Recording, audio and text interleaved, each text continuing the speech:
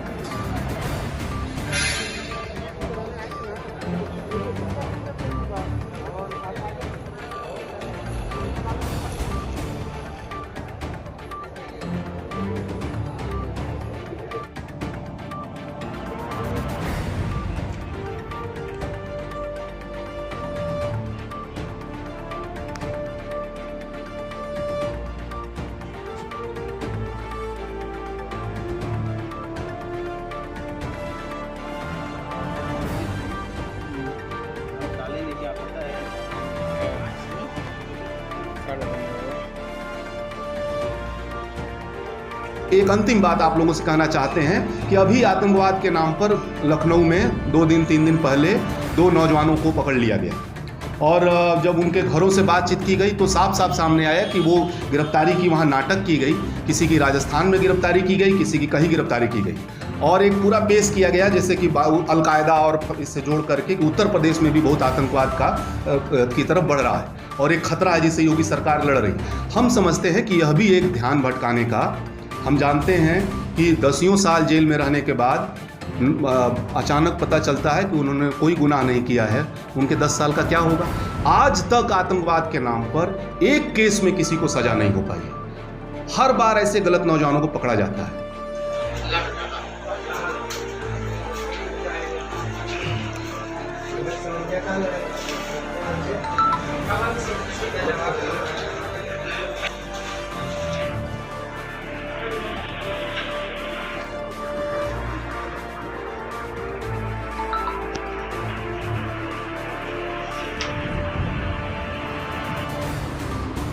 जी, आपका नाम और परिचय। मेरा नाम शंभू शरण चौरसिया, एडवोकेट, पूर्व अध्यक्ष दी बनारस बार एसोसिएशन बनारस, और मैं वाराणसी जनपद न्यायालय में विधि व्यवसाय करता हूँ।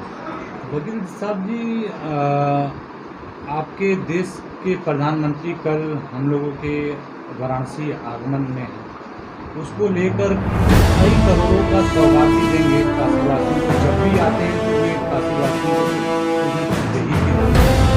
उसको लेकर लगभग 89 लोगों को चिन्हित किया गया है। तो उनके पीएम के आगमन को लेकर उनका विरोध क्या कहेंगे? आपके इस सवाल पर मैं आपके चैनल को यह बताना जरूरी समझता हूँ कि प्रधानमंत्री माननीय नरेंद्र मोदी जी देश के प्रधानमंत्री बाद में हैं, वाराणसी के सांसद पहले हैं और ये वाराणसी की जनता का सौभाग्य है कि उनका सांसद देश का प्रधानमंत्री है। और मैं यह कहने की स्थिति में हूँ कि जो विकास प्रधानमंत्री जी ने अपने क्षेत्र में अभी तक किया है या भविष्य में करने की उनकी योजना है, निश्चित तौर पर वाराणसी जनपद के लोग या यूँ कह लें कि पूर्वांचल के लोग उससे लाभान्वित होंगे। और रही बात कुछ राजनीतिक दल या और लोगों का उनके विरोध करने का, तो ये काफ़ी दिनों से एक परंपरा रही है कि हम विरोध करेंगे। विरोध लोकतंत्र का एक तरीका है, लेकिन तरीका है विरोध की तरह आप करें, विरोध को सड़क पे न प्रदर्शित करें, कहीं धरने पर बैठ जाएं। आप किसी शासन प्रशासन की नीतियों से असहमत हो सकते हैं, लेकिन इसका मतलब ये नहीं कि देश के प्रधानमंत्री का काला झंडा दिखावें या कुछ ऐसी गतिविधियां करें जिससे कि वाराणसी की जनता की छवि खराब हो। मैं लोगों से यही आग्रह करूंगा कि आप विरोध करिए, पत्राचार के जरिए करिए। यह सड़क पे उतर करके विरोध मेरी नज़र में उचित नहीं है। तो क्या कहेंगे, मतलब 89 लोगों को लिस्ट भी जारी कर दिया गया है पुलिस कमिश्नर द्वारा वाराणसी की। निश्चित तौर पे मैं ये कहूँगा कि प्रशासन कानून और व्यवस्था देखता है और उसकी जिम्मेदारी यह बनती है कि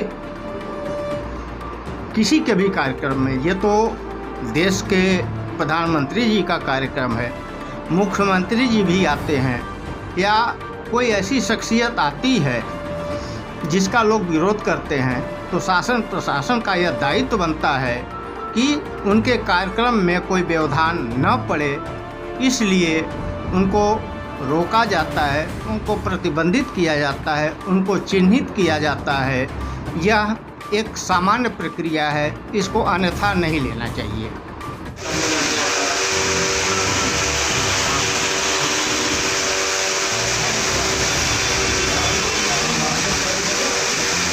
प्रियंका गांधी जिंदाबाद जिंदाबाद, कांग्रेस पार्टी प्रियंका गांधी जिंदाबाद जिंदाबाद, सरोज भाई प्रियंका गांधी जिंदाबाद जिंदाबाद। जी अपना परिचय बताएं। शाहनवाज आलम, चेयरमैन अल्पसंख्यक विभाग, कांग्रेस पार्टी। आज ये किस तरह का सदस्यता आप लोगों ने ग्रहण किया है और क्या उद्देश्य किस बात के मैं आपसे नहीं भूल रहा है। MIM पार्टी से जुड़े हुए जिले के तमाम पदाधिकारियों ने आज आदरणीय प्रियंका गांधी जी और प्रदेश अध्यक्ष अजय कुमार लल्लू जी के नेतृत्व में भरोसा जाहिर करते हुए कांग्रेस पार्टी की सदस्यता ली है और उनको सदस्यता दिलवाने के लिए आज मैं यहाँ आया हूँ। कितने लोगों ने लिया होगा? उनके जो भी पदाधिकारी जिले के थे, 1 दर्जन के आसपास, उन सारे लोगों ने आज कांग्रेस पार्टी की सदस्यता ली है और उनके आने से कांग्रेस पार्टी मजबूत होगी। इससे सन 2022 में जो चुनाव है मजबूती मिलेगा कांग्रेस को? बिल्कुल बिल्कुल, इनके आने से पार्टी को मजबूती मिलेगी। दूसरी बात कि जो तमाम और भी बहुत सारे लोग हैं जो MIM से, पीस पार्टी से या इस तरह की पार्टियों से जुड़े हुए हैं आसपास के ज़िलों में, वो लोग भी बहुत जल्दी कांग्रेस पार्टी के नेतृत्व में अपनी आस्था जाहिर करते हुए वो भी जल्दी ही ज्वाइनिंग करेंगे। इससे पार्टी मजबूत होगी और 2022 के चुनाव में इसका असर भी आपको दिखेगा। यहाँ पर किस तरीके का आज बनारस में हमारे अल्पसंख्यक कांग्रेस कमेटी के प्रदेश चेयरमैन जी के नेतृत्व में आस्था और प्रियंका जी की नीतियों और अजय कुमार लल्लू जी के संघर्ष में अपनी सहमति प्रदान करते हुए बनारस के AIM के जिला इकाई ने एक तरह से हम कह दें कि उन्होंने अपना विलय कांग्रेस में करा लिया है, तो आश्वस्ति नहीं होगी। अब पूरे साथियों का स्वागत है, उनको पूरे मान सम्मान, उनके संघर्षों को सलाम करते हुए यहाँ बनारस के संगठन को मजबूती करने में उनका योगदान लेते हुए हम लोग यहाँ पे कांग्रेस को मजबूत करेंगे और एक मजबूत संदेश, और ख़ास करके कल देश के प्रधानमंत्री जी का जो देश के बंटवारे की नीति में बांट करके अपनी राजनीति चमकाए हुए हैं, उनके आने के पहले आज इन साथियों ने जो आस्था हमारे परिवार में दिखाई है, एक बड़ा संदेश देने का काम किया है इनके माध्यम से ओवैसी जी को भी और मोदी जी को भी।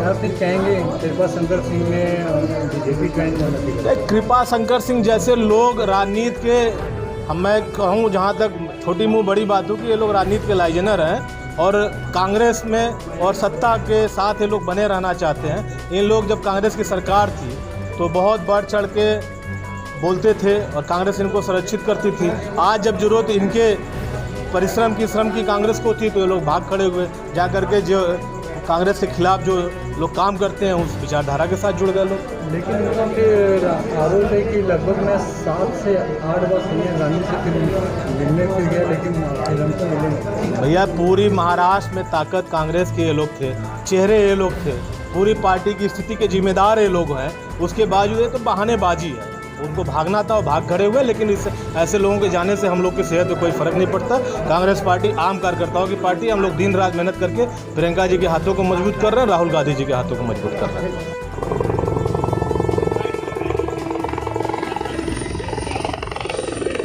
ठीक है भाई।